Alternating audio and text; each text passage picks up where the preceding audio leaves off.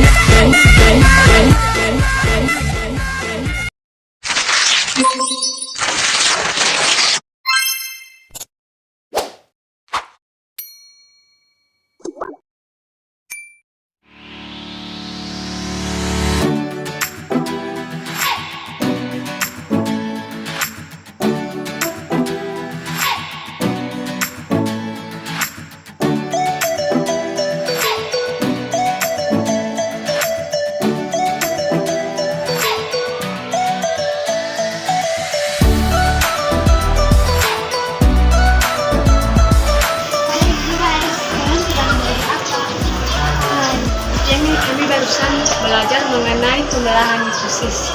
Oh ya, mitosis itu apa? Ya, mitosis adalah proses pembelahan sel yang dimana sel induk membelah menjadi dua sel anak identik secara genetik. Dan hal ini terjadi terutama pada pertumbuhan dan regenerasi jaringan pada organisme multiseluler. Betul, itu merupakan proses penting agar sel yang baru terbentuk dapat memiliki jumlah dan jenis kromosom yang sama dengan sel induk. Selain itu, ini juga memastikan bahwa fungsi sel tidak terganggu dan memastikan bahwa sel-sel fisik selalu dipengaruhi. Oh ya, bagaimana proses dari pembelahan mitosis itu sendiri? Ya, ada 4 tahap dalam mitosis. Yang pertama, profase, metafase, anafase, dan telofase. Tetapi sebelum itu akan memulai tahap interfase atau disebut dengan fase istirahat. Setiap tahap tersebut memiliki karakteristik yang berbeda dalam pembelahan sel. Nah, untuk lebih jelasnya, mari kita membuat model pembelahan sel mitosis sendiri. Ya, itu ide yang sangat bagus agar kita lebih memahami bagaimana penjelasan dalam tahap pembelahan mitosis. Wah, aku setuju. Aku setuju. Dengan senang hati, mari kita bersama-sama membuat. Nah, pertama-tama kita harus menangkap bahan-bahannya terlebih dahulu. Styrofoam, benang bol, lakban, gunting, kardus bekas, dan kertas origami. Mari kita mulai membuatnya.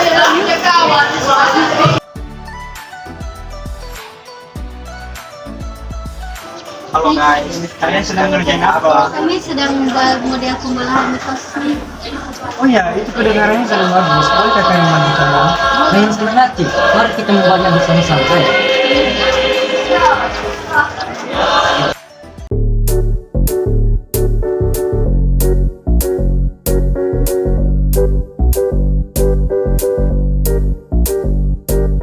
Akhirnya selesai juga nih guys. Iya, bagus sama kita ini selesai. Ya kawan-kawan, dan inilah proses pembelahan mitosis itu.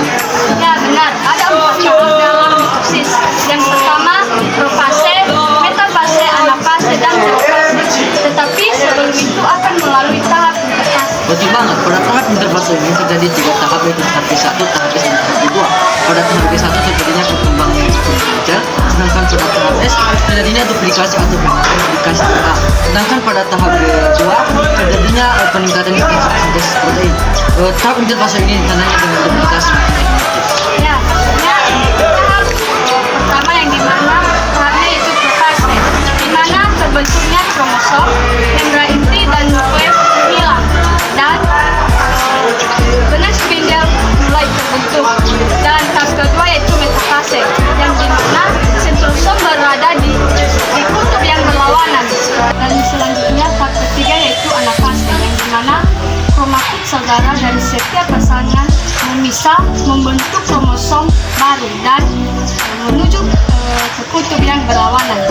Dan tahap keempat yaitu telofase, yang dimana membran inti mulai terbentuk, benang spindel mulai menghilang, dan sitokinesis telah selesai dan terbentuk 2 sel anaka yang diploid atau 2N.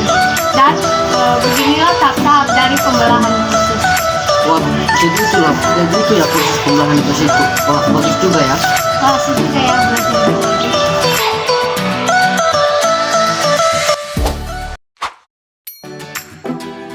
teman-teman, apa yang kalian ketahui tentang meiosis? Meiosis adalah proses pembelahan sel yang terjadi pada sel kelamin dan menghasilkan sel-sel haploid.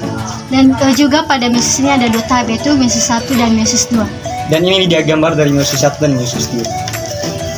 Ya, pada proses meiosis 1, kromosom homologen membentuk pasangan dan membentuk materi genetik atau disebut rekombinasi. Kemudian pada metafase 1, kromosom homolog yang berpasangan akan berada di garis tengah sel. Selanjutnya, pada fase 1, kromosom homolog akan berpisah dan bergerak menuju sel yang berlawanan. Dan selanjutnya pada telofase 1 terbentuk 2 sel anak yang diploid dan mengandung setengah jumlah kromosom yang asli. Pada proses pembelahan meiosis 2 dimulai dengan profase 2, di mana sel-sel kromosom mulai kompak lagi. Pada metafase 2 ini, kromosom akan berada di tengah sel dan akan berpisah dengan anafase 2. Telofase 2 ini terbentuk 4 sel anak haploid yang berbeda dan masing-masing sel tiap hanya memiliki 1 kromosom dari setiap pasangan. Wah, belajar meiosis itu sangat menyenangkan ya kawan-kawan, agar kita lebih mengenali bagaimana proses pembelahan meiosis. Ini itu membuat kita mengenal lebih dalam lagi tentang meiosis. Dan untuk itu kita harus lebih banyak belajar lagi kawan-kawan. Setuju.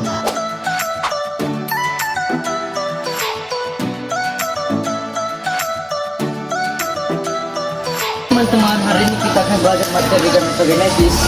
Wah, bagus. Tapi sebelumnya ada yang bisa jelaskan apa itu gametogenesis? Nah, jadi gametogenesis itu adalah proses pembentukan sel-sel reproduksi atau gamet dari sel-sel germinal dalam organisme. Betul.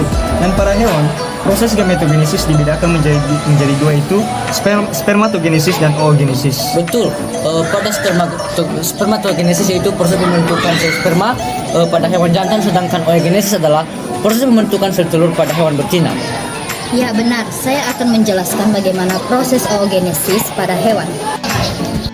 Baik teman-teman, saya akan menjelaskan gambar di dalam buku ini, yaitu Ogonium haploid. Ovarium mengandung banyak sel induk telur ogonium yang bersifat haploid 2N. Ogonium tersebut akan membawa secara mitosis menjadi oosit primer. Meiosis oosit primer haploid. Oosit primer kemudian membawa secara meiosis 1 menjadi 2 sel anak bersifat haploid setengah kromosom induk, yaitu sel oosit sekunder yang besar dan 1 sel badan polar body yang lebih kecil. Meiosis 1 ini badan polar primer mungkin membelah haploid, atau disebut badan polar primer adalah sel haploid yang terbentuk selama proses meiosis pada produksi seksual. Tugas utamanya adalah untuk membagi bahan genetik secara merata sehingga tiap sel anak menerima sejumlah kromosom yang tepat. Nah, terbagi menjadi 2, yaitu badan kutub mati. Badan kutub mati juga dikenal sebagai badan polar sekunder, adalah struktur yang terbentuk selama perkembangan embrio. Badan kutub mati terjadi saat pembelahan sel saat meiosis, di mana salah satu sel menerima sebagian materi genetik dan sel lainnya menerima sedikit atau tidak sama sekali. Badan kutub mati tidak lagi berfungsi dalam perkembangan embrio dan biasanya tergradasi seiring waktu. Nah, meiosis 2 jika fertilitasi terjadi, yaitu oosit sekunder haploid.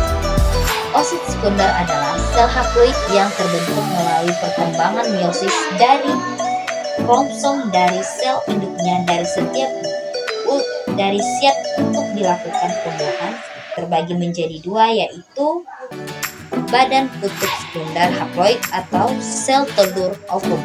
Badan kutub sel sekunder, yaitu badan kutub sekunder adalah tubuh sel yang berisi setengah jumlah kromosom dari sel induknya. Badan kutub sekunder ini bersifat haploid, artinya hanya memiliki 1 aliran kromosom dari setiap pasangan kromosomnya. Nah, sel telur ovum adalah produksi betina pada hewan yang dapat dibuahi oleh sperma. Sel telur ini juga bersifat haploid, artinya hanya memiliki 1 salinan kromosom dari setiap pasangan kromosomnya. Sel telur merupakan sel yang penting dalam proses produksi dan pembentukan sel embrio. Sel pematangan, yaitu sel telur matang, adalah ketika putih telur dan kening telur telah mengeras sepenuhnya sehingga tidak ada lagi bagian yang Lalu bagaimana dengan tumbuhan berbiji? Baik, tumbuhan dan hewan melakukan gametogenesis untuk menghasilkan gamet. Tetapi pada tumbuhan berbiji, di mana ovarium dan antherium adalah organ reproduksi. Proses gametogenesis dibedakan lagi menjadi mikrosporogenesis dan makrosporogenesis. Oke, ada yang bisa jelaskan tentang mikroporogenesis dan makroporogenesis? Makrosporogenesis adalah pembentukan sel telur berukuran besar pada tumbuhan berbiji, sedangkan mikrosporogenesis adalah pembentukan sel sperma berukuran kecil pada tumbuhan berbiji. Jelasnya saya akan menjelaskan tentang bagaimana proses gametogenesis pada tumbuhan berbiji, dimulai dari mikroporogenesis. Mikroporogenesis merupakan proses pembentukan gamet jantan terjadi di dalam kepala sari. Dalam kepala sari terdapat sel sari yaitu mikroporosit. Mikroporosit ini melakukan pembelahan meiosis 1 menghasilkan sepasang sel haploid. Sepasang sel haploid ini melakukan pembelahan meiosis 2 menghasilkan 4 mikrosporapoid. Setiap mikrospora ini menghasilkan 2 inti, yaitu nukleus generatif dan nukleus saluran sel besar. Kedua itu megaporogenesis, yaitu merupakan pembentukan gamet betina berlangsung di dalam ovarium. Di dalam ovarium terdapat batang biji ovulum yang mengandung sel induk megaporosit. Megaporosit ini melakukan pembelahan meiosis 1 menghasilkan 2 sel haploid. Kedua sel haploid ini melakukan pembelahan meiosis 2 menghasilkan 4 megaspora. 3 anakan lainnya mengalami degenerasi atau mati. Megaspora yang masih hidup mengalami 3 kali mitosis diikuti karyokinesis. Ini adalah pembelahan ke-1, kedua, dan ketiga. Dan dihasilkan sel besar yaitu kandung lembaga muda dengan 8 inti haploid. 8 anakan tersebut adalah 2 kandung lembaga muda, 3 antipoda, 2 sinergit, dan 1 ovum. Kasih sudah menjelaskan. Sekarang kami jadi tahu, paham tentang gametosis dan bagaimana ia berkaitan pada hewan dan tumbuhan. Ya, penting bagi kita untuk memahami gametogenesis karena proses ini sangat penting dalam reproduksi dan pewarisan sifat pada organisme. Setuju, apapun itu proses ini memerlukan peran penuh organ tubuh dalam memastikan terjadinya reproduksi dan pewarisan sifat yang baik pada organisme.